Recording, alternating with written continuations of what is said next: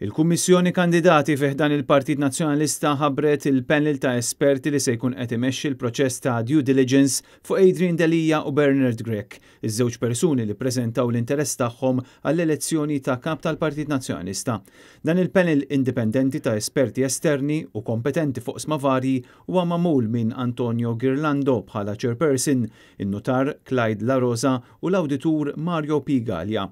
Il-Kummissjoni kandidati mmexxija minn Colin Bowman hija marbuta perjodu massimu ta' 6 ġimgħat biex tlesti x-xogħol kollu tagħha u tgħaddi r-rapporti lill-Kunsill Amministrattiv u lill-Kummissjoni Elettorali. Dwar dan ikkummenta l-istess Colin Bowman f'intervista li kellu it-tnejn fuq Net Television. Kellimt kemm ma' Dr. Adrian Delija u kemm ma' Dr. Bernard Grech fejn infurmajthom milli jiena se nipproponi daw it-tlieta min-nies u ġew unanimemente approvati fil-laqgħa li kellna ftit tal-ħin ilu.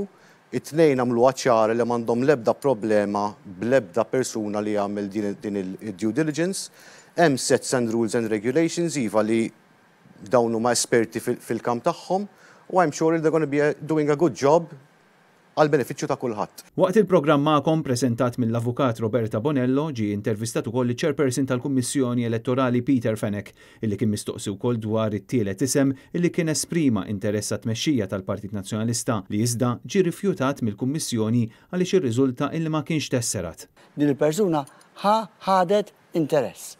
U allura minkejja li f'din l-opportunità ma setgħetx minħabba kwistjonijiet li hemm miktub fl-istatut ta' tesserament, forsi darba ħad il-persuna terġa' tagħmel dal-pass il qudiem. U allura jiena nħoss illi ma jkun sew illi joħorġu l-ismijiet. Apparti li llum ukoll insejtu l-isem. Ma nista' niddikjara li ma kienx membru parlamentari jew ex membru parlamentari. Importanti. Tajjeb hekk. Robert Cremona, Net News.